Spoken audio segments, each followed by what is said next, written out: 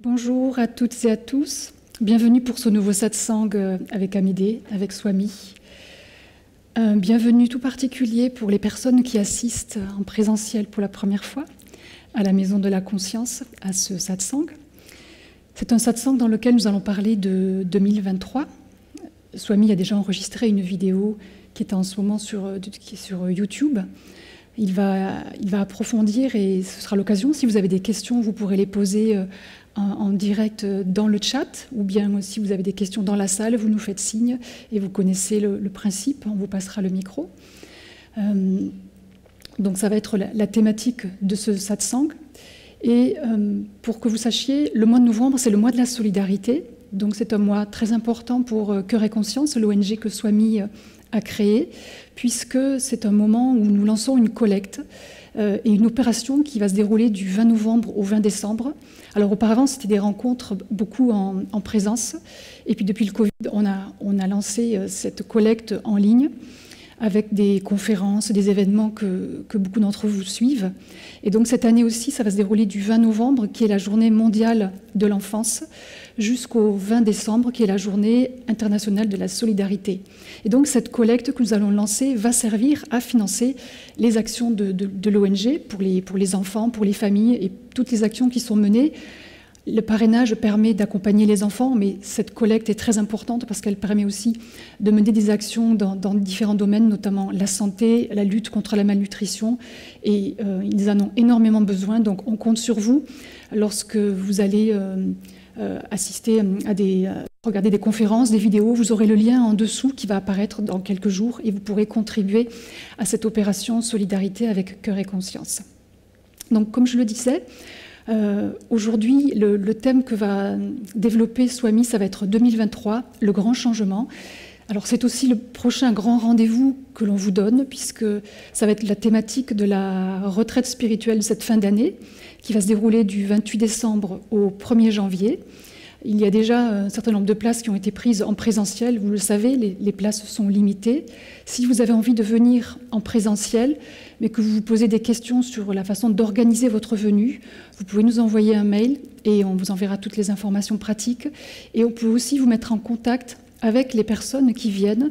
Comme ça, vous pouvez partager les frais d'hébergement, les frais de location de voiture. On peut vous aider à faciliter votre organisation.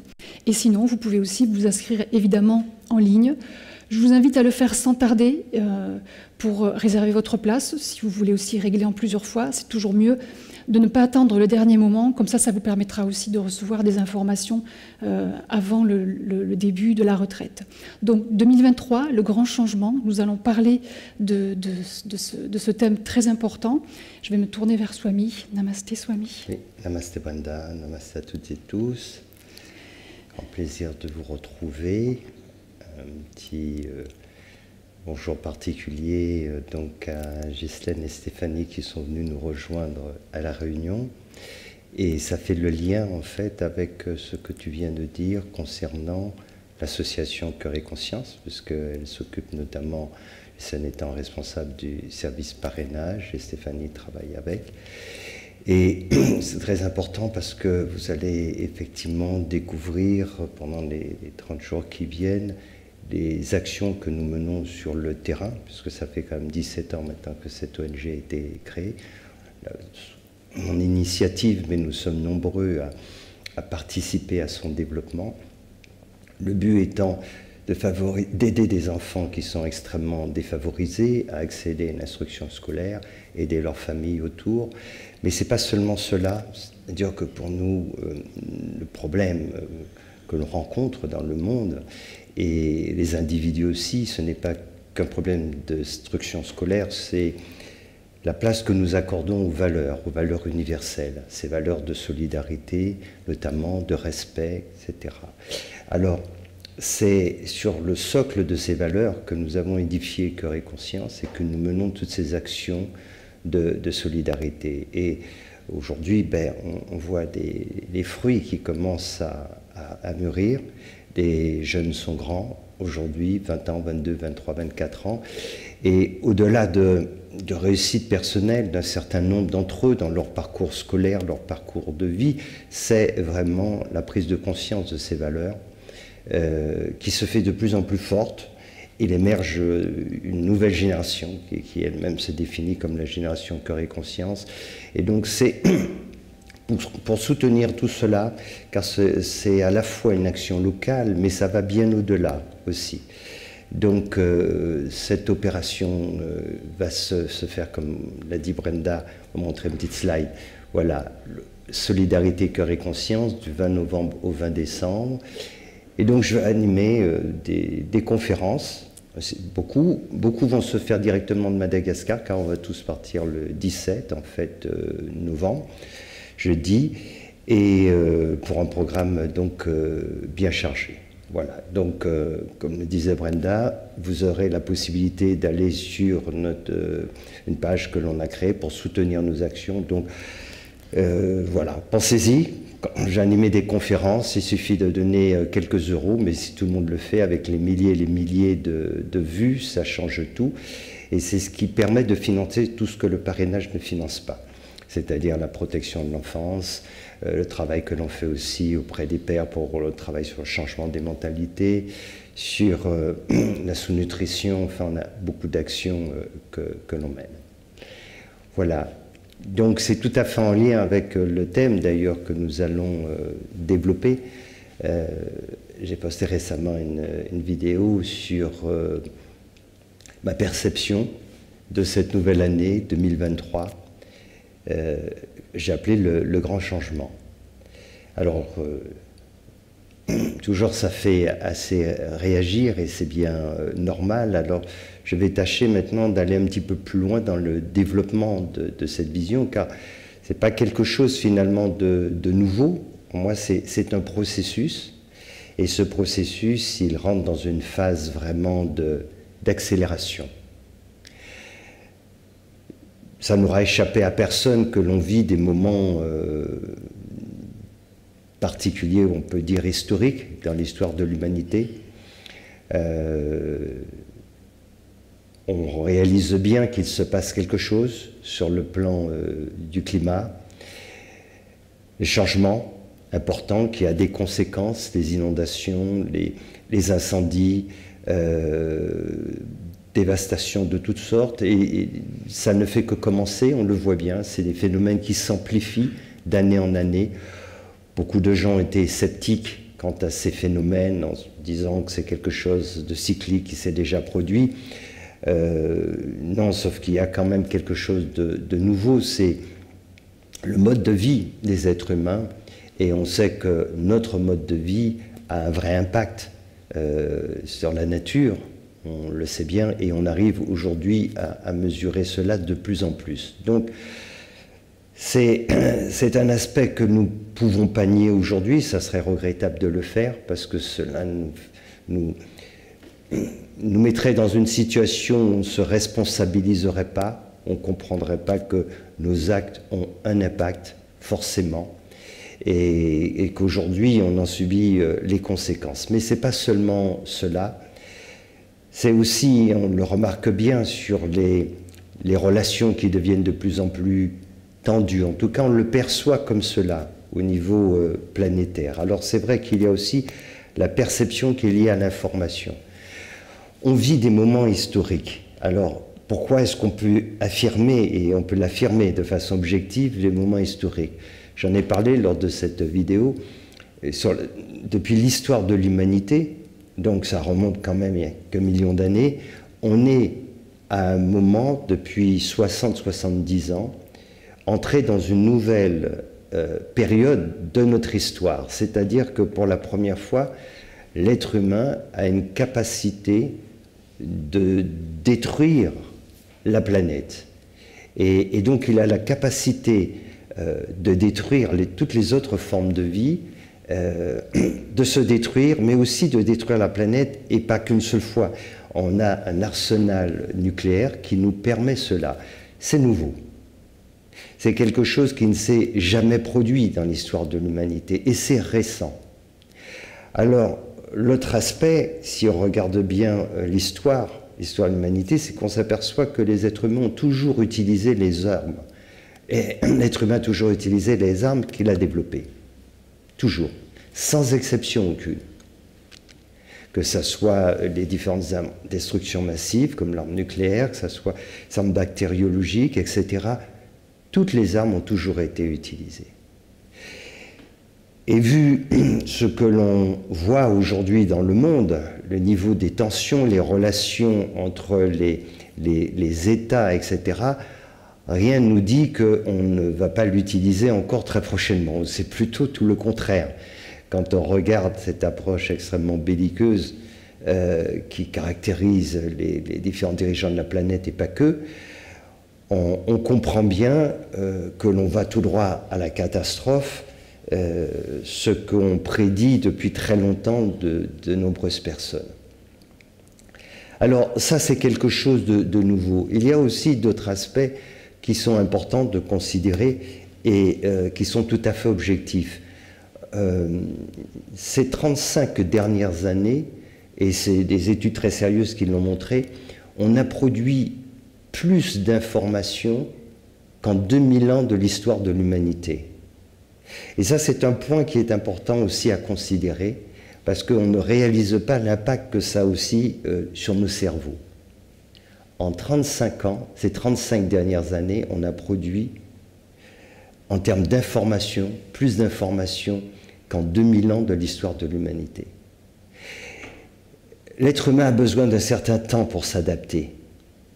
Alors, il faut considérer aujourd'hui les tonnes d'informations que l'on reçoit en permanence et qui créent énormément de troubles aussi. Alors, il y a plein d'aspects. Il y a un des aspects, c'est comment faire le tri. Plus on a d'informations, parce que des informations, évidemment, elles sont loin d'être toutes fiables, comment arriver à extraire ce qui est fiable. Imaginez sur cette quantité phénoménale. Donc ça, c'est une première chose. Enfin, j'en parle ainsi, pas forcément par ordre d'importance, mais c'est un point clé. C'est pour ça qu'il y a autant de désinformation, qu'on parle autant de fake news, parce que sur ce flot, comment arriver à faire le tri? Et évidemment, beaucoup de personnes n'arrivent pas à faire le tri. Donc, c'est un aspect qui est très important à prendre en considération, car cela fait qu'on a énormément d'informations à notre disposition, mais les plus fiables sont noyés dans un fatras de centaines de milliards d'informations qui circulent à travers le monde. Donc ça, c'est un point qui est très important. Et c'est le paradoxe, on n'a jamais eu autant les moyens de bien s'informer, mais aussi on n'a jamais eu autant les moyens de mal s'informer. Et finalement, les mauvaises informations circulent plus vite et en plus grand nombre que les mauvaises. Donc ça, c'est un point à prendre en considération, très important. Et puis aussi, il y a la capacité de notre cerveau. Comment nous réagissons face à tout cela? Donc, c'est autant de phénomènes qui sont tout à fait nouveaux aujourd'hui dans l'histoire de l'humanité et dont on ne prend pas conscience et qui sont extrêmement importants. D'où l'importance aussi de se protéger maintenant de ces informations, en réalité. Avant, on était plus dans une quête, aujourd'hui, on est noyé par cela. Donc il faut avoir aujourd'hui une approche différente, en tout cas elle est souhaitable, qui consiste à vraiment faire un tri et apprendre comment faire ce tri et faire attention de ne pas être noyé, car c'est un flot continu, permanent. Donc ça, c'est un aspect des choses. Maintenant, quand on regarde effectivement la situation du monde, on voit les problèmes sur le plan climatique, les répercussions de nos modes de vie, on voit les tensions qu'il y a avec ces tentations d'aller toujours plus loin dans ces rapports de force et dans ces conflits qui nous amènent à prendre des risques majeurs quant à l'utilisation notamment d'armes destruction massive, on comprend bien qu'on n'a pas trouvé de cette façon la solution pour enrayer cela. Ça serait totalement ridicule de se dire que ça finira par s'arranger. Non, ça ne peut pas finir par s'arranger. C'est pas comme ça que ça marche. Alors, qu'est-ce qui peut bien faire que les choses vont devenir différentes? C'est sans doute ce message que l'on reçoit depuis si longtemps, qui est de nous dire, il nous faut passer un cap. L'être humain doit maintenant rentrer dans une nouvelle étape. C'est une véritable révolution. C'est pour cela qu'on peut parler de ce grand changement, mais là aussi il est interprété différemment selon les personnes. Donc je vais en tout cas expliquer quelle est ma perception de ce grand changement. Ce grand changement rejoint ce qu'avait dit notamment Édouard Malraux, mais il a fait écho à ce que de grands mystiques ont dit depuis longtemps. Le XXIe siècle sera spirituel ou il ne sera pas. Et on arrive à ce moment de l'humanité où on sent bien qu'il faut quelque chose de majeur. S'il n'y a pas ce quelque chose de majeur, l'histoire est écrite. La fin, on la connaît. Parce qu'on voit bien, quand on regarde l'évolution au niveau de l'humanité, on a fait des progrès considérables sur le plan technologique.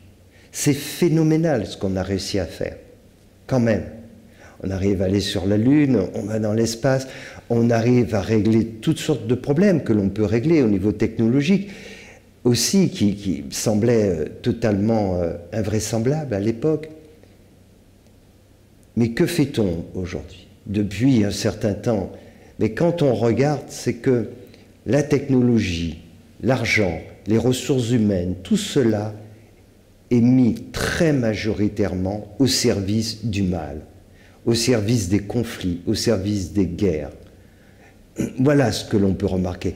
Quand on voit ces sommes astronomiques qui sont dépensées pour la guerre, et qu'à côté de ça, c'est tellement difficile de sortir un peu d'argent pour lutter contre la faim dans le monde, sachant qu'il y a tous les jours 10 000 personnes qui meurent de faim dans le monde, on voit bien qu'il y a un décalage phénoménal.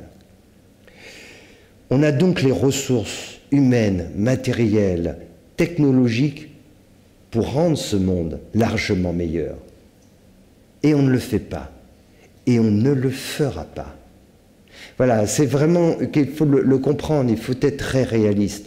Pourquoi est-ce qu'on ne le fera pas? On ne le fera pas parce qu'on ne peut pas le faire tel que l'on est. On voit bien l'évolution sur le plan technologique qui est phénoménale en si peu de temps.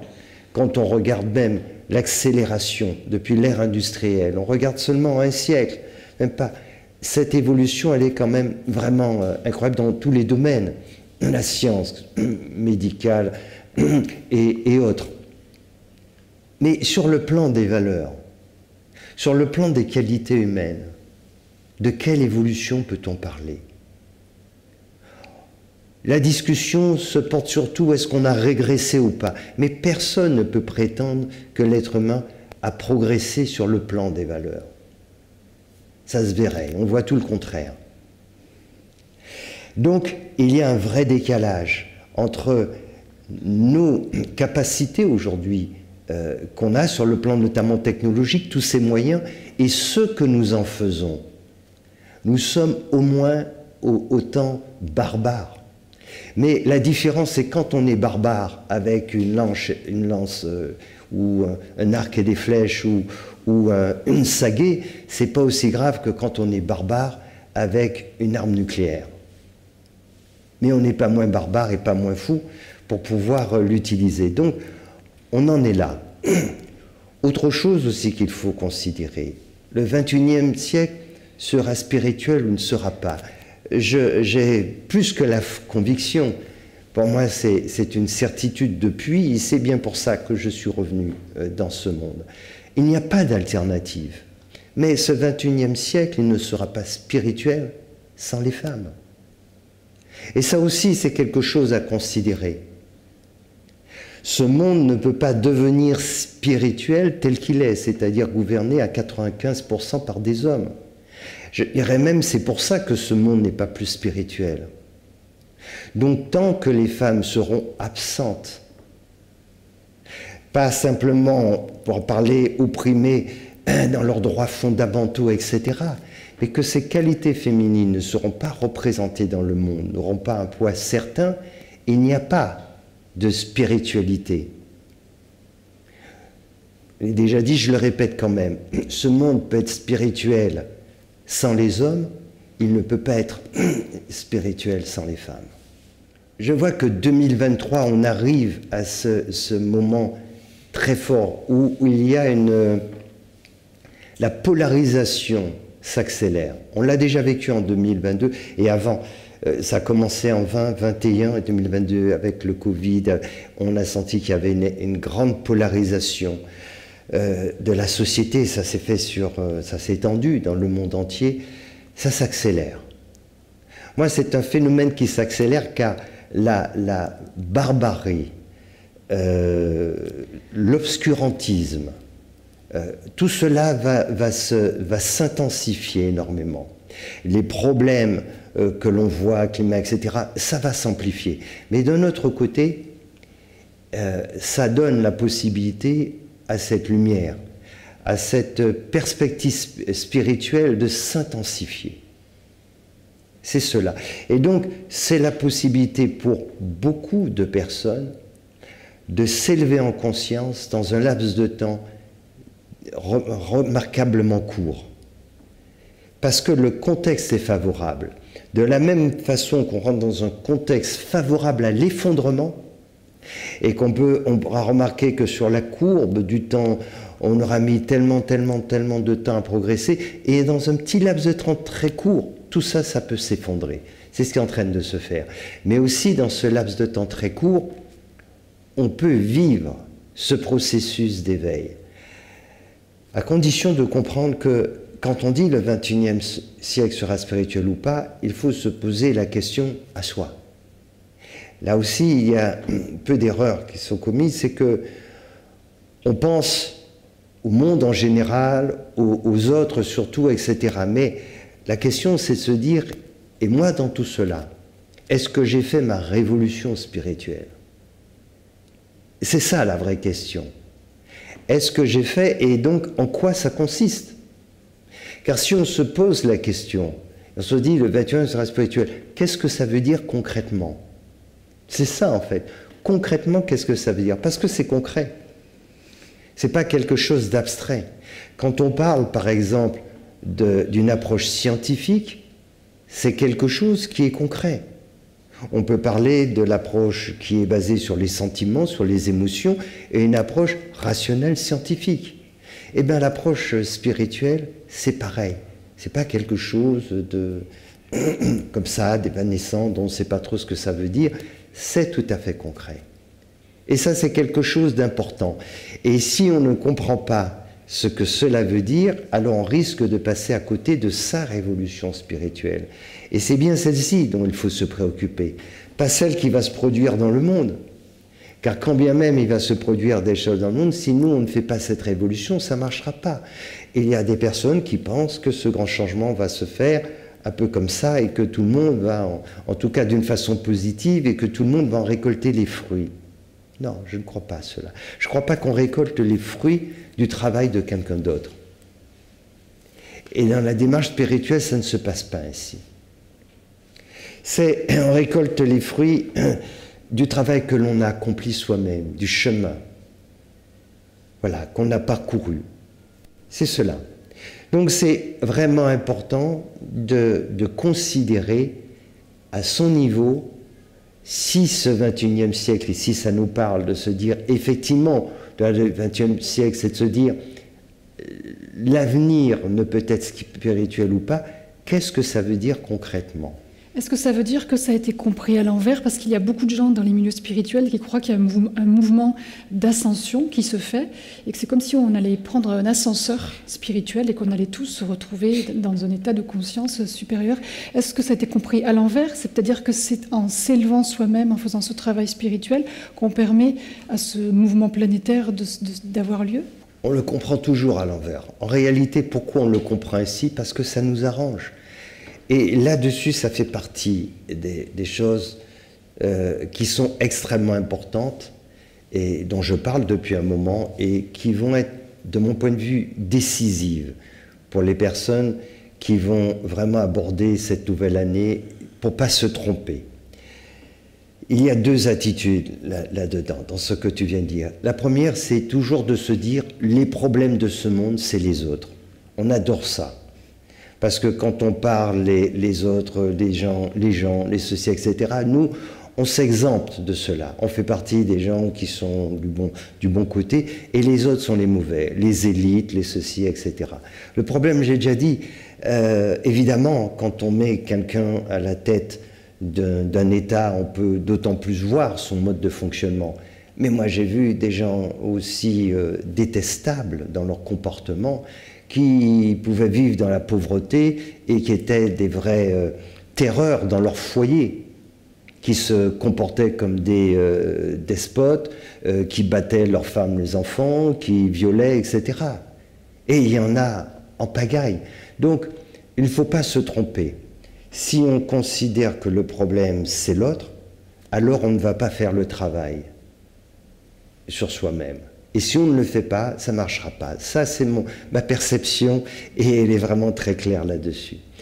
Ensuite, ce que je disais tout à l'heure, non, c'est pas comme si on était installé dans le canapé, on regardait une série à la télé, et puis boum, ça se produit, et puis ça y est, d'un coup, tout devient magique, et tout est résolu, et on a juste fait preuve un peu de patience pour que tout ça, ça se déroule. Non, c'est pas du tout comme ça que ça va se faire. De mon point de vue, ça ne marche pas du tout comme ça. C'est pas ce grand changement, il ne va pas se faire indépendamment de nous. Ce qui se produit aujourd'hui, c'est que de par notre mode de vie, on a créé un vrai changement que l'on est en train de voir, dont on commence à mesurer les conséquences, et ça c'est sur le plan climatique. Nos modes de vie aussi, basés sur l'égoïsme, l'affrontement, la compétition, créent énormément de tensions dans le monde, qui fait qu'aujourd'hui on met l'humanité en danger, et ça nous pouvons le constater. Et donc cela veut donc dire que si on veut que les choses changent vraiment, il faut un profond, un véritable changement. Et ça, c'est vraiment une recommandation, ne jamais croire que ce changement extraordinaire, il va se produire sans nous. Parce que, quand bien même il se produirait quelque chose de merveilleux dans le monde et qui apaiserait tout, si nous, on n'a pas fait notre propre changement, alors c'est peut-être la pire des choses qui va se produire pour nous. Parce qu'on va passer à côté de l'occasion sans doute unique qu'on aura eue de vivre notre révolution. Parce que même si cette révolution se passe tout autour de nous, mais qu'on n'a rien fait, nous, pour vivre la nôtre, alors on est passé vraiment à côté. Donc de façon extrêmement claire, chacun doit vivre ce grand changement. Il doit le vivre. Alors bien sûr, il y aura ceux qui impacteront un peu le monde, tout le monde le verra, il y aura tout cela, mais ensuite, ça nous ramène à chacun. Que faisons-nous concrètement? Que faisons-nous concrètement? C'est ça qui est vraiment important. Et là se joue vraiment notre avenir, l'avenir de l'humanité aussi, mais le nôtre. Cette question doit être finalement, si je crois que l'avenir de l'humanité dépend de cette dimension spirituelle, en quoi suis-je maintenant plus spirituel? Namasté Swami. Oui. Tu as dit tout à l'heure qu'on a produit ces 35 dernières années énormément d'informations et que les plus fiables étaient noyés. Ouais. Ma question est la suivante. D'après toi, pourquoi les informations les plus fiables sont noyées et pourquoi ce sont les moins fiables qui circulent? Y aurait-il un complot? Oui, c'est une bonne question. En fait, c'est très simple parce que c'est ce qu'on appelle d'ailleurs le populisme en politique, etc. Quand on dit aux personnes ce qui leur fait plaisir, alors on veut croire en cela. Et s'il y a des gens qui nous disent, par exemple, pour reprendre ce que disait Brenda tout à l'heure, mais le grand changement, c'est vrai, il arrive, Et c'est quelque chose d'extraordinaire qui va se faire, mais tu n'as rien à faire de particulier, c'est un phénomène planétaire, il va se passer ceci, etc. Ou se dire le grand changement, c'est quelque chose qui va se produire et on va être débarrassé de toute cette élite mondiale, etc. En fait, ce sont des choses qui nous plaisent, qu'on a envie d'entendre. Et tout ce qu'on a envie d'entendre, on a envie de croire, en fait, que c'est la vérité. Et c'est pour ça que ça circule beaucoup mieux, beaucoup plus facilement. Mais il y a beaucoup de vérités qui ne sont pas agréables à entendre. Et comme elles ne sont pas agréables à entendre, on n'a pas trop envie et on va toujours avoir une tendance, pour la plupart d'entre nous, avoir une tendance à la personne qui nous dit « Non, non, il n'y a pas de problème ». C'est comme dans le cheminement spirituel. Quand il y a des gens qui nous disent « Il y a tout un travail à faire pour parvenir à cela », il y en a qui disent « Mais pourquoi veux-tu travailler sur quoi que ce soit? On est des êtres parfaits déjà. Notre dimension spirituelle est parfaite, il n'y a rien à faire. » On adore ça. Les gens adorent cela. Dès qu'on dit il n'y a rien à faire, tu es parfait, tu es magnifique, c'est l'autre qui est le problème, etc. Donc c'est vraiment difficile. Et puis, pour beaucoup de personnes, et notamment les plus jeunes et tout ça, n'ont pas forcément cette culture encore, cette démarche d'aller rechercher l'information, d'aller fouiller, d'aller vérifier. Et si d'autres nous disent aussi que tous ces médias ou tout ce que là on va chercher, c'est un complot, c'est ceci, c'est cela, alors finalement, on est noyé. C'est pour ça que beaucoup de gens sont perdus, ils ne savent plus qui croire. Paradoxalement, c'est ça en fait. On n'a jamais eu autant d'informations et c'est pour ça qu'on est autant perdu. Et il est plus facile d'entretenir, de faire circuler des choses fausses que des choses vraies. En utilisant ces leviers, tout simplement. Il suffit d'utiliser ces leviers. C'est très facile. Et donc, il faut développer cet esprit critique et faire attention de ne pas rentrer un petit peu dans le panneau. Et là aussi, c'est une nouvelle approche parce que c'est nouveau. Avant, on avait tendance à aller chercher les informations. Aujourd'hui, on s'en protège. On est bombardé par tout cela. On est bombardé. Avant, on avait quelques sources et c'était pas toujours forcément très fiable. Aujourd'hui, on en a tellement, et on ne sait plus qu'est-ce qui est fiable dans cela. Donc, c'est un point qui est vraiment important. Et pour poursuivre, justement, alors ça, c'est un des aspects, et il faut vraiment y faire attention. Et les réseaux sociaux, notamment, c'est pas là forcément on a les informations les plus fiables, surtout quand elles sont comme ça parcellaires, on les voit circuler. C'est vraiment une période à la fois extrêmement riche, qui offre tellement d'opportunités, mais qui a son revers. Le revers, c'est qu'il y a effectivement tellement de choses qui sont dites et qui finalement... c'est d'ailleurs étonnant parce qu'on se rend compte qu'on peut dire les plus grandes absurdités et on le voit. Et des gens qui sont placés à des très hauts niveaux qui disent des tas de choses sans jamais prouver quoi que ce soit, etc. et qui finalement sont crus. On est dans un mode de fonctionnement aujourd'hui où beaucoup de personnes ont du mal à faire preuve de discernement. Et puis aussi, il faut bien dire aussi que c'est pas facile parce que il y a des tas de gens qui manipulent de partout, qui ont un intérêt mercantile, un intérêt politique, etc. Donc, ce n'est pas simple. C'est une période vraiment compliquée et il faut vraiment prendre considération qu'effectivement, on vit une période d'un changement considérable, mais qui a un impact immédiat au niveau de l'humanité et qui nous demande des changements radicaux. Et c'est peut-être cela le point le plus délicat, c'est que beaucoup de personnes n'ont pas envie de faire ces changements et donc vont être plus attentifs à des personnes qui vont leur dire mais ce changement va se faire de toute façon, ou voilà, entretenir l'idée qu'on n'est pas impliqué personnellement pour cela. Alors, j'aimerais porter à la réflexion des uns des autres justement sur cette notion si on croit, si ça nous parle de se dire que l'avenir de l'humanité sera spirituel ou ne sera pas, la question c'est de se dire en quoi moi je le suis ou je vais le devenir. Car ce monde, il ne va pas devenir... S'il devient spirituel sans nous, c'est dommage. Et on va passer à côté. Et là encore, il ne faut pas croire que ce sont les autres qui vont faire cette transformation pour nous. Donc, c'est ça la question. Est-ce que ce changement, il est commun à tous ou est-ce que c'est un changement qui est individualisé selon les parcours de chacun? Oui, ça sera forcément un changement qui sera individualisé.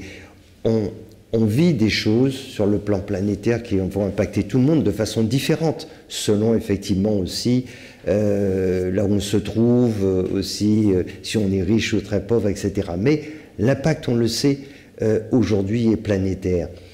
Par contre, dans notre cheminement spirituel, on n'a pas la même maturité. Mais sachant aussi, là aussi, que comme on est dans un contexte très particulier dans l'histoire de l'humanité, il y a la possibilité pour beaucoup de personnes de prendre ce côté, cet ascenseur sur le coup spirituel, mais à condition de faire les changements. Et ça, c'est pas quelque chose qui va se faire automatiquement, on est là et il va se passer un phénomène qui va nous élever ainsi. Non, c'est vraiment un travail personnel. Alors là-dessus, c'est notamment ce que l'on va développer lors de cette retraite spirituelle, c'est quoi être spirituel, comment on le devient. Parce que c'est quelque chose de très concret en réalité. C'est de la même façon qu'on a appris, l'être humain dans son histoire a appris à devenir rationnel. Et il a appris à développer une approche plus scientifique. Et c'est relativement récent dans l'histoire de l'humanité. Et on s'est rendu compte qu'effectivement, ça changeait tout, l'approche plus rigoureuse. Mais maintenant, cette dimension spirituelle, cela veut dire quoi? C'est très concret. Cette dimension spirituelle nous demande de passer à un autre niveau de conscience. Aujourd'hui, quand on regarde l'histoire, quand on regarde l'humanité, quelles sont les valeurs qui prédominent? L'égoïsme, la cupidité, la tolérance. Donc, égoïsme, l'individualisme, on veut tout pour soi, etc. La cupidité, on en veut toujours plus. La tolérance, évidemment, on n'accepte pas les autres quand ils ne sont pas comme nous. Et donc, on est dans un mode de compétition, d'adversité. Et c'est pour ça que ce monde n'a aucune perspective avec ces valeurs. Et donc, si on pouvait s'améliorer simplement, on l'aurait fait. Comment est-ce qu'on a évolué en un siècle d'une façon aussi incroyable sur le plan technologique et qu'en 2000 ans, 3000 ans, 4000 ans, on n'a pas évolué sur le plan des valeurs? Qu'est-ce qui se passe? Ça, c'est la question importante qu'il faut se poser. Pourquoi l'être humain a une telle évolution qu'on arrive à faire des choses quand même incroyables sur le plan de la technologie et sur le plan des qualités humaines, cette dimension de ce qu'on appelle l'humanisme et tout, rien. Quelques personnes, mais on ne voit pas cette évolution. Au contraire, ça nous donne l'impression qu'on régresse parce qu'on ne tire aucune histoire de l'humanité. Les massacres continuent, génocide, etc. Donc, c'est un élément qui est très marquant, en fait. Et ça, c'est quelque chose d'important. Ça veut donc dire qu'on ne va pas y arriver de cette façon. On ne peut pas y arriver comme cela. Voilà. Autant on a évolué dans certains domaines, autant on n'évolue pas. On n'évolue pas et on ne peut pas évoluer. Pourquoi? Parce que c'est propre à l'ego. Et autant on peut développer nos capacités intellectuelles, on l'a montré, on l'a démontré, autant l'ego, c'est sa nature. Et ça ne marche pas. Et c'est pour ça qu'il nous faut aller au-delà de l'ego, au-delà du mental. Au-delà, ça veut dire atteindre cette dimension spirituelle. Voilà ce que ça veut dire devenir spirituel. Tant qu'on ne l'est pas, on est gouverné par l'ego. L'ego, ça veut dire moi d'abord, moi je, etc. Je veux plus de ceci, plus de cela. Les relations d'amitié, d'amour, c'est d'abord et surtout, et je dirais quasiment uniquement, ce que l'autre m'apporte. Et donc, c'est pour ça que le monde ne peut pas évoluer, parce que l'ego ne peut pas changer fondamentalement. Fondamentalement, il ne peut pas changer. Il ne peut pas changer. Donc, il nous faut passer un cap pour transcender cet ego et révéler cette dimension supérieure de notre être. Et c'est pour cela que l'on bute depuis des siècles et des siècles, et que ça ne marchera pas. On ne peut pas y arriver avec notre mental. On peut mieux faire, on peut provisoirement, mais ça ne marche pas. Pour être concret, par exemple, quand on est dans un état ordinaire de conscience, dans un niveau de conscience voilà, ordinaire, même si on travaille sur des qualités humaines, plus de respect, de tolérance, de bienveillance, il n'en reste pas moins que notre relation, elle est toujours tournée vers nous. Les relations, par exemple, d'amour, comme j'en parle souvent, c'est quand on dit qu'on aime quelque chose, on aime ce que la chose nous apporte. C'est cela. On aime ce que l'autre nous apporte. Cela n'a rien à voir avec l'amour spirituel, l'amour inconditionnel. Et ça ne peut pas changer, parce que l'ego est ainsi fait. Dès lors que l'on fait l'expérience de l'amour inconditionnel, ça veut dire qu'on transcende cette dimension de l'ego. On va au-delà. Mais pour vraiment le vivre de façon régulière, il faut transcender cet ego. C'est ça, devenir spirituel. Et pour passer à cette dimension de la conscience, il faut passer par la dimension du cœur, de cet amour inconditionnel. C'est une véritable révolution. Et l'être humain n'a pas fait sa révolution. Très peu de gens l'ont faite. Et pour qu'on ait une perspective, il faut qu'il y ait de plus en plus de personnes qui, justement, font cette révolution, qui fassent cette révolution. C'est essentiel. Parce que sinon, on n'a aucune perspective. Et c'est ça qui est vraiment important à retenir. Gardez bien ça à l'esprit, cette évolution sur le plan technologique, l'être humain, comment on a progressé dans certains domaines et sur le plan des valeurs humaines. Rien. 2000, 3000, 4000, 5000 ans, rien. On n'avance pas, on est toujours au stade de s'entretuer. On pousse cela au paroxysme d'ailleurs. Cela montre bien qu'on ne peut pas y arriver. On y arrive d'autant moins qu'on a écarté les femmes, les qualités féminines. Donc, on est dans ce côté hyper masculin, machiste, dans l'affrontement en permanence, et on voit bien ce que ça donne. Donc on est vraiment face à ce défi. Oui, je vais répondre il y a des questions, je crois, Banda. Oui, justement, sur les qualités féminines, Laure demande concrètement comment les qualités féminines doivent se manifester. J'ai évoqué cela souvent, mais je vais en reparler parce que c'est très important de comprendre. Pourquoi le monde va si mal? Parce qu'il est 95% masculin, le monde, la planète. Et s'il n'y a pas d'équilibre dans les polarités yin et yang, ça veut dire qu'on est malade. Au niveau de l'individu, c'est la même chose. Nous devons rechercher cet équilibre. Et quand on regarde dans le monde, il est hyper yang, masculin. Donc ça veut dire que ce côté des qualités masculines, c'est pas pour rien, est excessif. Donc ce besoin de s'affirmer, de la compétition, se manifeste avec outrance dans le monde. Du côté féminin, on est plus dans la recherche de la préservation. La femme préserve la vie. L'homme a une tendance plutôt à la supprimer. C'est le côté yang, c'est pour ça que ce n'est pas pour rien. C'est la femme qui est protectrice de la vie. Elle enfante. Pendant 9 mois, le fœtus va se développer et c'est la femme qui protège la vie, qui donne la vie et qui ensuite va permettre à cette vie de se développer. L'homme ne sait pas cela, il n'a pas ce côté-là en lui. Et ce qu'il faut bien comprendre, c'est que c'est cette complémentarité entre l'homme et la femme qui peut permettre cet équilibre.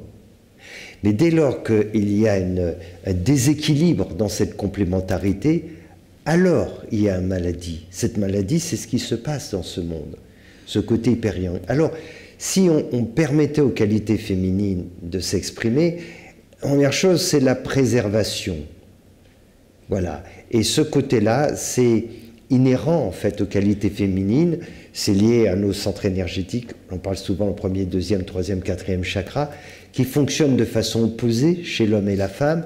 Et donc, chez la femme, c'est préserver, conserver, protéger le foyer, etc. Donc la femme a plus le sens de la protection, et moins dans l'expansion, moins dans le nomadisme, moins à vouloir conquérir, etc. Donc ça aussi, c'est un point qui est très important. Et puis,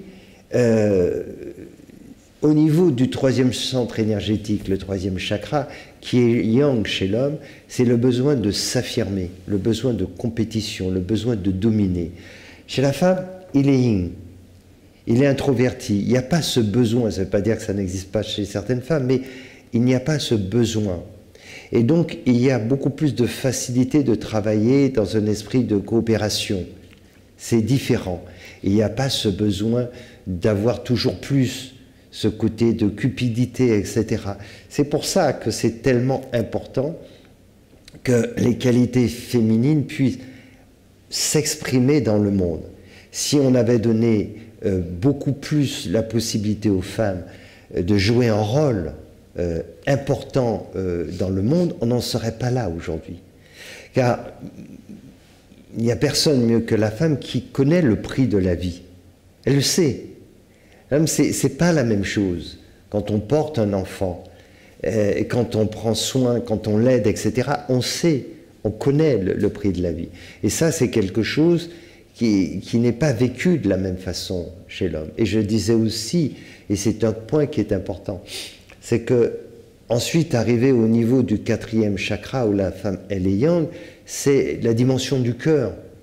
Et donc, la femme sait à quel point l'amour est quelque chose d'important, même si beaucoup n'ont pas vécu vraiment encore cet amour inconditionnel, ça reste de l'amour-sentiment, mais quand même, la femme est programmée pour faire déjà cette expérience de l'amour inconditionnel. C'est ce qui lui permet d'avoir cette relation si particulière avec l'enfant.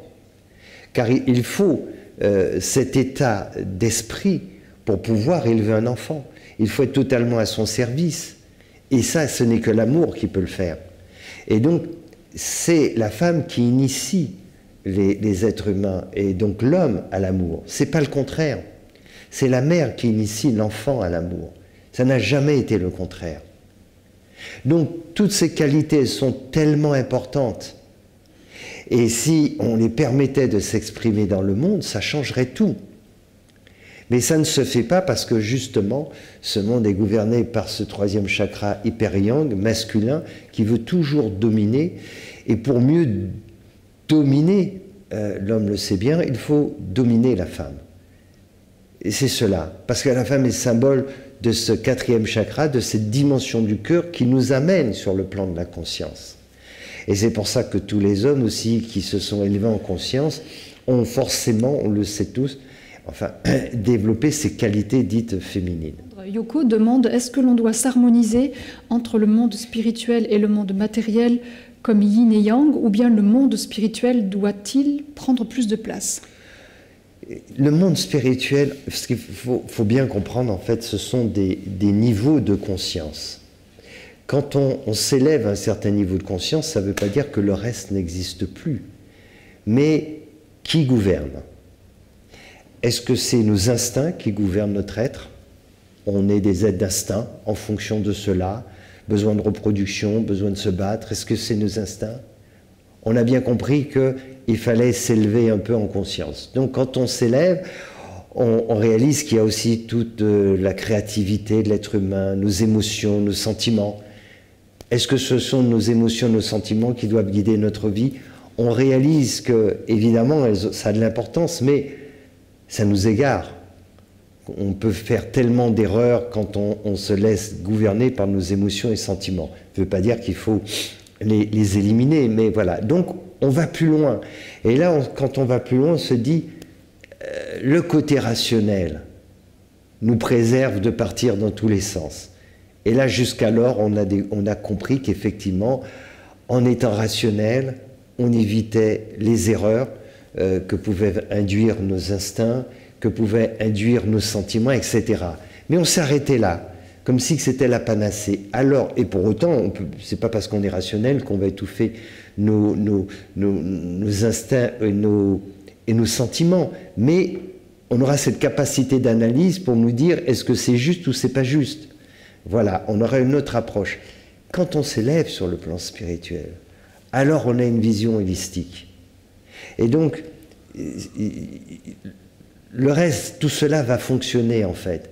Il ne faut pas se soucier de la façon dont on fonctionnera au niveau de nos sentiments, au niveau de tout ça. Mais cette vision, qui est une vision beaucoup plus globale et qui nous amène à regarder le monde à travers le prisme de l'amour inconditionnel, ça change tout. Et donc, c'est ça l'objectif. Et une fois qu'on parvient à cela, eh bien, on se rend compte que ça ne nous déconnecte pas de la réalité. On le voit bien. D'ailleurs, les personnes qui collaborent avec moi le savent bien. On fait tellement de choses. On a tellement d'activités. Et des activités, pas tous les jours se dire on médite, on respire, on récite des mantras. Non, on est dans des tas d'activités aussi concrètes de ce monde. Mais qui pilote ces activités? Comment est-ce qu'on décide des choix?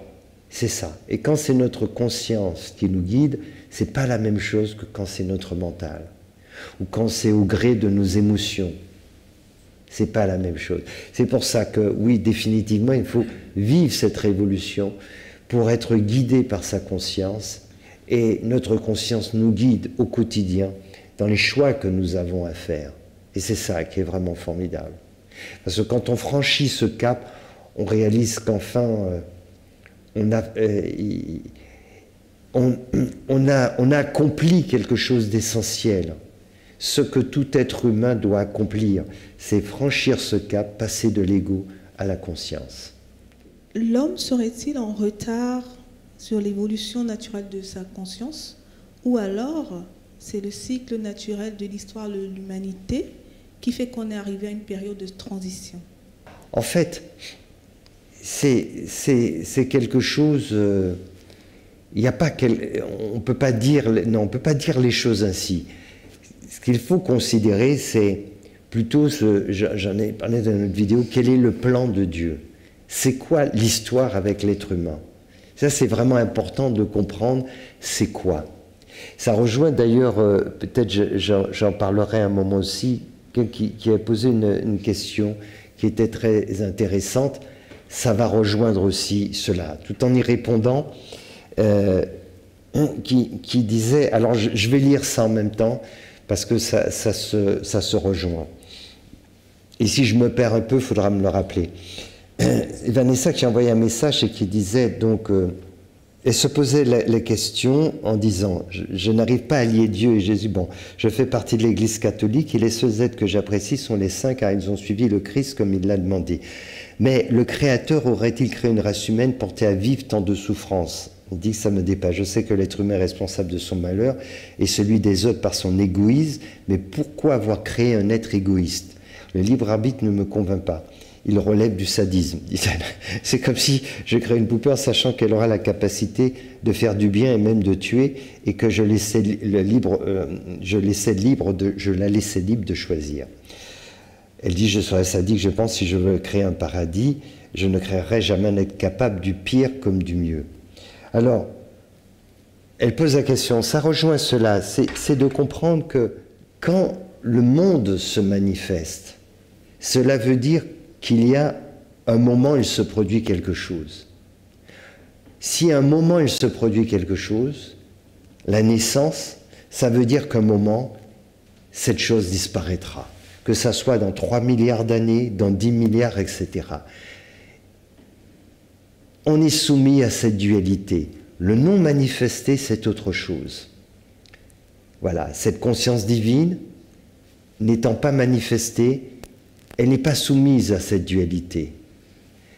Dès lors que le monde est manifesté, la dualité se met en mouvement. C'est ainsi. Donc, il ne s'agit pas de sadisme, il ne s'agit pas de tout cela.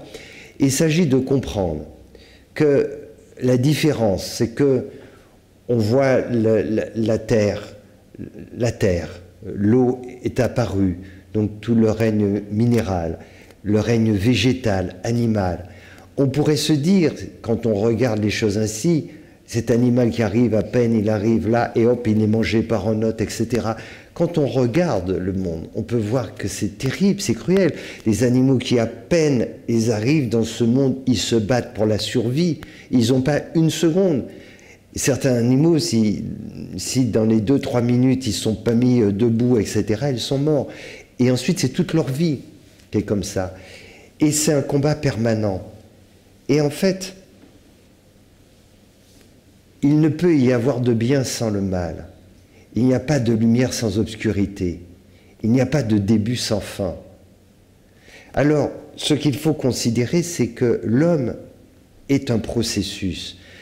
C'est de se dire, c'est comme si on regardait un arbre et un fruit, et on se disait, c'est injuste de voir ce fruit qui est vert, pourquoi le fruit, il n'apparaît pas tout de suite mûr? Mais ce n'est pas injuste. C'est le processus de la vie qui est ainsi. C'est ça. C'est un processus. Et là, on a du mal à comprendre, c'est qu'on est dans une partie, l'être humain, on pourrait dire qu'il est au stade de l'adolescence. Dans son évolution, au stade de l'adolescence. On sait bien qu'au stade de l'adolescence, on en fait des bêtises et que c'est pas gagné. On peut se rater très fort. Et donc, il en est là. Mais on ne peut pas faire autrement, en fait. Je veux dire, Dieu ne peut pas faire autrement. C'est ainsi, cette dualité, elle est là. C'est pas du sadisme, c'est simplement quand on regarde avec un peu de recul tout cela, on comprend que c'est forcé que les choses se produisent ainsi. Comme je disais, le bien existe parce que le mal existe, mais ce qui se produit en tant qu'être humain, c'est qu'on n'est pas condamné à cela. On n'est pas condamné, on est là pour évoluer et à un moment transcender même cette dualité. C'est ça en fait, mais c'est un processus. Ça n'aurait pas de sens de créer un monde où tout serait déjà figé parfaitement. Il n'y aurait que de la lumière, que des fruits mûrs, que des gens, etc. Ça n'a pas de sens en réalité. Et donc, il nous faut accepter, plutôt que de juger d'ailleurs, parce que nous n'avançons pas, mais essayer de comprendre qu'on est dans ce processus. Et donc on est amené à vivre des changements importants et qu'il y a une étape particulièrement importante, c'est celle que l'on vit en ce moment. C'est l'étape, c'est une vraie révolution, parce que j'en ai parlé tout à l'heure, il y a eu les différentes étapes qui étaient importantes, où l'être humain était guidé par ses instincts, plus par ses émotions, par ses sentiments, et l'aspect rationnel, ça a été des étapes importantes. Mais la plus importante, c'est cette bascule de l'ego au spirituel. Et là, ça va tout changer dans cette histoire de l'humanité. Donc en fait, l'être humain est confronté à cela. Alors tous ne vivront pas ça au même moment, mais comme on est obligé de vivre un vrai grand changement pour nous donner des perspectives, et ce grand changement, c'est pas brusquement on va trouver le truc extraordinaire ou je sais pas quoi. C'est évident en fait, quand on regarde le monde, quand on regarde les différents pays, les gouvernants, etc., et les uns et les autres, on comprend bien qu'on ne peut pas y arriver tel que l'on est. C'est ça qu'il faut considérer. Et donc, ce qui est important, c'est de le ramener après à soi. C'est de se dire, voilà, quel est ce grand changement que je dois faire pour que moi, je vive cette transformation. Car c'est ça, au final, qui est le plus important. Et ce n'est pas égoïste. Vivre sa révolution intérieure, c'est une bénédiction pour les autres. Chaque lumière qui s'allume dans le monde, c'est de la lumière et qui se répand dans le monde. Donc c'est vraiment important de le considérer. Une question de Fatima qui demande comment faire concrètement, être à l'écoute de soi, mettre en pratique tes enseignements, venir auprès de son maître. Ça fait penser à ce qu'on avait, une phrase qu'on avait lancée pour Cœur et Conscience, j'écoute mon cœur, j'agis en conscience. Et ça, c'est vraiment cela. Écouter son cœur et écouter le cœur, c'est pas j'écoute mes sentiments, ça va au-delà, au-delà. Cette dimension qui nous amène à donner le meilleur de nous-mêmes, j'écoute mon cœur et ensuite je m'ouvre à cette dimension de la conscience à travers mon intuition. Ce qui est certain, c'est que on a tous un chemin à parcourir. Et si on est prêt à le faire, on est dans une période extrêmement favorable. Et pour le faire, il faut être à l'écoute de son cœur. Il faut être honnête. Il faut être clair avec soi-même. Pour y arriver, au final, ce n'est pas très compliqué. Il y a quelques règles. D'abord, cesser de se préoccuper de ce que les autres devraient faire. C'est la première chose. On ne peut pas passer notre temps à critiquer les autres et en même temps à se remettre en cause. Et ce n'est pas en voyant les défauts supposés des autres qu'on arrive à corriger nos propres manquements et nos propres défauts qui sont bien souvent bien avérés. Donc, c'est ça la première chose. Tâcher de donner le meilleur de soi-même et de se remettre en cause à ce niveau-là. Et comprendre en fait que ce sont des choses que l'on peut identifier de façon très claire. De quelle façon sommes-nous bienveillants? Est-ce qu'on fait preuve vraiment d'empathie? Est-ce qu'on est dans des relations vraiment de respect, de tolérance, c'est-à-dire dans l'acceptation de nos différences? Tout cela, on peut le voir clairement en nous. Et c'est vraiment important d'aller dans ce sens parce que, je le disais au préalable, l'ego peut s'améliorer, il est perfectible, mais il n'est pas parfait, il ne peut pas le devenir. Mais il nous faut nous améliorer pour permettre à ces qualités inhérentes à notre cœur, à notre conscience, de se manifester. Si on ne fait pas cela, ça ne va pas pouvoir se révéler.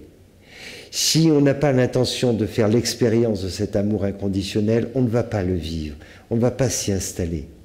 Mais si on veut le faire, alors on va travailler d'abord sur ces qualités basiques, on va aller toujours plus loin, et à un moment donné, on va pouvoir franchir ce cap. Il faut en avoir une réelle volonté. Et pour ça, ça veut dire, quand on a cette volonté, ne pas se tromper, comme je le disais, il ne faut pas se préoccuper des autres. Il faut être attentif à ces changements que l'on doit faire, qu'ils soient très concrets. Voilà. Et si on fait cette démarche, alors évidemment, on voit tout de suite des résultats. Et c'est ça qui est vraiment important. Et plus on le fait, plus on voit des résultats extrêmement concrets, et c'est ça qui nous transforme vraiment. Et un jour, eh bien, on franchit ce cap. Car ça se produit ainsi. Un jour, on franchit vraiment le cap et on le sait à ce moment-là. On le sait. Notre regard devient différent, notre approche est totalement différente. C'est fini. Quand on parle de l'amour inconditionnel, eh bien, on est passé à autre chose. On n'est plus dans l'attente de ce que l'autre peut nous apporter, on est juste dans une démarche qui est de se tourner vers l'autre. On sait ce que cela veut dire, on le vit. Donc, c'est quelque chose d'extrêmement concret. Et la période est très favorable pour cela, 2023. Et c'est notamment lors de cette retraite en fin d'année où je donnerai des clés très concrètes. Mais après, à chacun de mettre cela en pratique. C'est ce qu'on a fait déjà beaucoup lors du séminaire sur les 7 clés de la guérison. Ça va être quelque part dans le même état d'esprit. concrètement comment on peut passer de ce stade de l'ego à cette dimension de la conscience. C'est vraiment quelque chose de formidable parce que c'est pas quelque chose d'intellectuel. C'est pas quelque chose où on va se mettre à réfléchir, où on se dit on est d'accord. On doit poser des actes.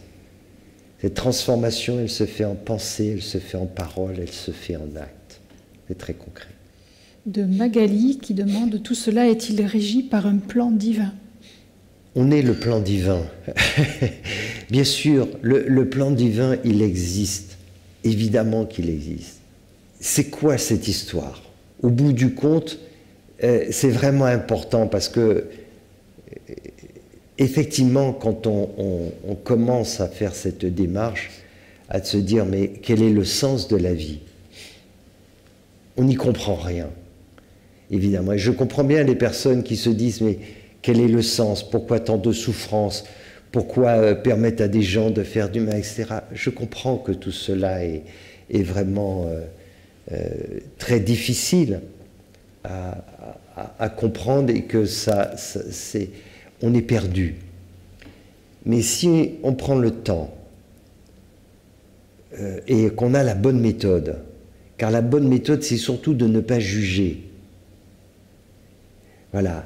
Et certains n'hésitent pas à juger le divin en disant si Dieu existe, il n'aurait pas fait ceci, etc.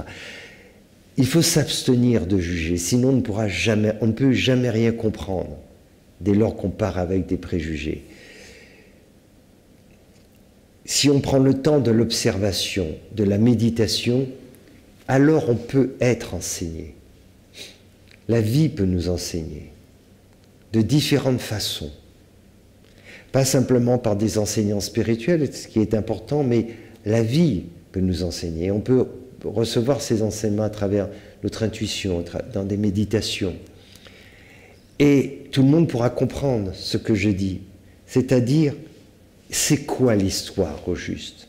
Voilà, à un moment donné, c'est au fond, qu'est-ce que je dois comprendre du sens? Et ça, c'est vraiment quelque chose d'extraordinaire, parce que c'est ma perception, et je vais la partager ou la repartager, c'est que dans cette quête existentielle, j'ai voulu comprendre. Et quand on veut comprendre, on interroge celui qui sait, ou celle qui sait, cette conscience divine. Mais quel est le sens de tout cela? Alors c'est très intéressant parce qu'il faut y aller étape par étape. C'est comme dans l'instruction. Au départ, on pose des questions qui sont assez basiques, mais plus on progresse et qu'on a appris des choses, à un moment donné, on va poser des questions qui vont être encore plus élevées. Et finalement, il arrive un moment où on a besoin de savoir, mais quel est le sens de tout ça? Pourquoi ce monde? Quel est le sens? Et en tout cas, la réponse que j'ai eue, elle est la suivante. C'est pour que nous vivions cette expérience extraordinaire, pour que je vive. Alors quand je dis c'est le divin, c'est Dieu lui-même qui s'exprime. Je vais tâcher d'être clair. Cette création est le fruit du divin. C'est Dieu qui a créé ce monde manifesté. Et quand on est cette conscience, au final, on ne crée pas n'importe quoi. Mais on est dans un processus de création. Et le processus, au départ, on ne le voit pas. Quelqu'un qui viendrait, qui est un sculpteur extraordinaire, si on le voit avec un bloc de marbre au départ, on se demande, mais tu vas faire quoi avec ça? Et ils disent, laisse-moi faire le travail et tu verras. Et si on revient plus tard et qu'on voit une statue extraordinaire, on se dit, waouh, c'est ça ton œuvre. Mais avant, si on regarde cela, des petits bouts de machin, etc., on dit, mais c'est quoi ce truc? On ne voit pas. Eh bien, l'œuvre du divin, c'est celle-ci. C'est qu'il doit apparaître quelque chose d'extraordinaire dans cette création. Cette chose extraordinaire, c'est l'être humain. Mais de la même façon, au départ, quand on commence à voir quelques parties du corps dans le marbre, c'est pas quelque chose de magnifique. On voit rien d'extraordinaire. Mais à un moment donné, la beauté, elle se révèle. Et là, on se dit, waouh, c'était ça le plan. Ouais, c'est ça le plan. Le plan, il est là. C'est-à-dire, pour expliquer exactement, l'être humain est programmé pour qu'un jour il fasse l'expérience de l'éternel. Pour qu'on comprenne un jour qu'on a cette double nature, cette dimension biologique qui existe dans le temps et l'espace et qui est donc éphémère et qui va disparaître, imparfaite, mais aussi on a cette dimension, selon cette loi de la dualité, qui elle est éternelle, qu'on appelle le soi, le Christ, le Bouddha, peu importe. Cette dimension de la conscience. Et cette dimension-là que l'on appelle Dieu, le soi, elle veut s'exprimer, se révéler dans la création, dans le monde manifesté. Ce qu'a révélé Jésus, ce qu'a révélé d'autres êtres, Krishna et d'autres, Bouddha, etc. C'est cela le plan. Et donc, pour que cette conscience, c'est-à-dire les uns les autres, mais les uns les autres, la plupart, on ignore cette dimension spirituelle de l'être, pour que cette conscience éternelle, qui transcende le temps et l'espace, n'ayant aucune limite, puisse faire l'expérience de la temporalité et du monde de la matière. Il faut préparer ce monde et à un moment donné, un être qui va atteindre un niveau de perfection tel qu'il pourra manifester cette conscience. Et à ce moment-là, Dieu pénètre le rêve. Le soi se révèle, le Christ se révèle, le Bouddha se révèle. C'est ce qui est arrivé à tous ces êtres, à Jésus, à Bouddha, à d'autres, à tant d'autres, et beaucoup de femmes aussi. Ramana Maharshi aussi, mais je pensais à Mahananda Moy, à Amma, etc. C'est cela.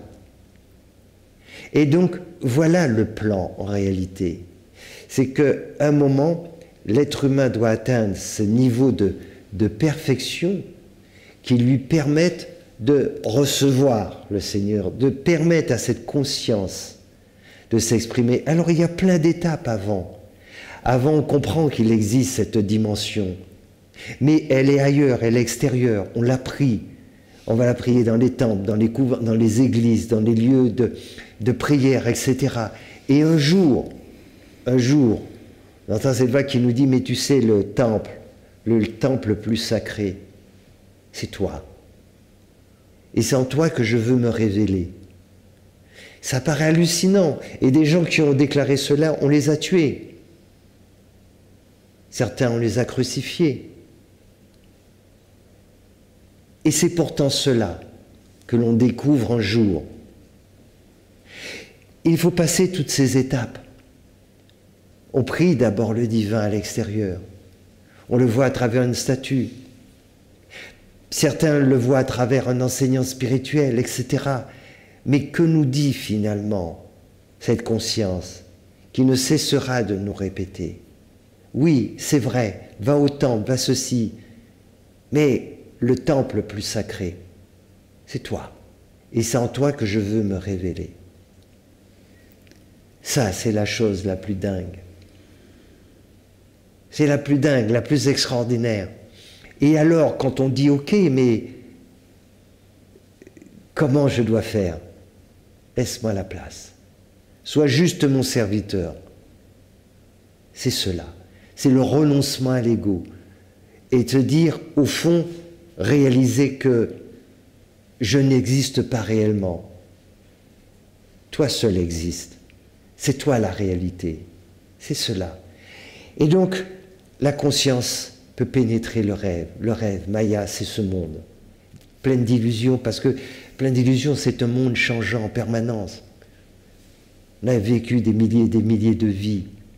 Et là, à ce moment-là, parce qu'on arrive à ce niveau de maturité qu'on a compris, alors on réalise que maintenant, on peut accomplir ce plan divin. On peut l'accomplir. Des millions d'années sont passées, il s'est passé tellement de choses pour qu'un jour on comprenne cela. Voilà le plan de Dieu. Pénétrer la création, se révéler. Et plus il y aura d'êtres ainsi, et plus à ce moment-là, cette conscience pourra s'exprimer à travers. Et alors, ce n'est pas uniformité, c'est pas ça. Imaginez comme penser à un orchestre gigantesque.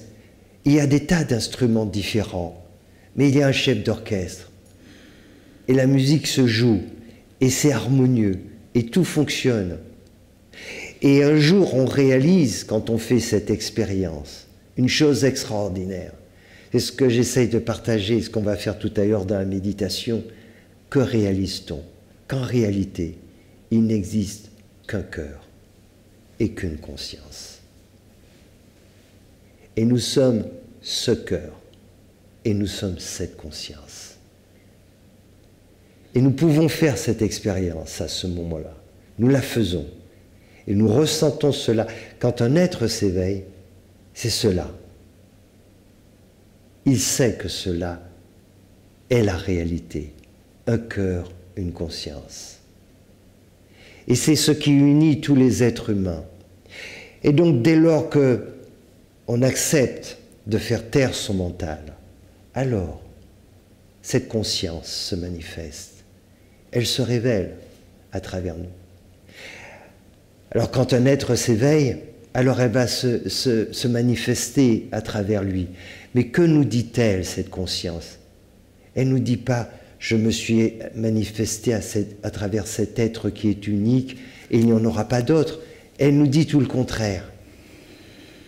Elle nous dit « regarde ce qu'il a fait, tu peux faire pareil, tu peux faire la même chose ». C'est ça qu'elle nous dit. Ça a été le vrai message de Jésus. Non pas de prétendre qu'il était le seul et que personne ne viendrait après lui. Il a dit tout le contraire. D'autres viendront et feront encore des choses plus grandes. Pourquoi? Parce qu'il sait très bien. Quand il parle du Christ qui est unique, il parle de la dimension divine. Le cœur, un cœur, une conscience, un Christ. Mais des tas d'êtres humains différents. C'est cela. C'est le plan divin. C'est celui-là, en fait. C'est une révélation incroyable. J'essaie de la traduire à travers des mots. Mais c'est intraduisible. Et quand on le comprend, quand on le vit, quand on le réalise, c'est juste quelque chose d'incroyable. Et en même temps, ça a tellement de sens. Tout fait sens à ce moment-là. On comprend l'évolution de ce monde et on comprend. Effectivement, sinon ça serait tellement incohérent d'avoir fait tout ça pour en arriver là. Non, mais voilà, les êtres humains doivent se dire qu'est-ce que l'on doit faire pour que l'aventure ne s'arrête pas là? Qu'est-ce qu'il nous faut faire pour aller plus loin? Transcender cet ego. Voilà. Et pour cela, ouvrir cette porte au niveau du cœur. Donc c'est vraiment quelque chose de majeur. Et ma perception est que cette nouvelle année qui arrive permettra à finalement beaucoup de gens de faire l'expérience de cela. En tout cas, je m'y emploie, j'aiderai beaucoup toutes celles et ceux qui seront désireux de le vivre, de faire cette expérience. Parce que nous sommes là pour ça. Et dès lors qu'on le vit, évidemment, on a la réponse. Car on ne connaît la mort que lorsqu'on meurt. Avant, on n'en sait rien, on en parle. Mais on en a l'expérience quand ça se produit, ou sinon il faut se rappeler de ses vies antérieures. Et les vérités universelles nous sont vraiment dévoilées lorsqu'on éveille notre conscience. C'est par l'éveil de notre conscience. Voilà la perspective de l'être humain. Voilà le plan divin, en fait. C'est celui-là. C'est un plan qui est juste extraordinaire. Et c'est pour ça que tout s'explique. Ce devenir, voilà, ce chaos au départ, mais c'est pour aboutir à la lumière, cette lumière extraordinaire.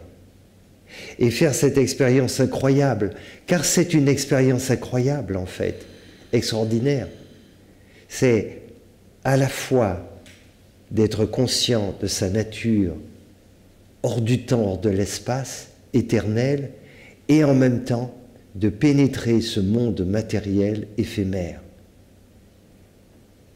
Il n'y a pas de mots pour décrire cette expérience, mais en tout cas, c'est le devenir de chaque être humain. Un cœur, une conscience.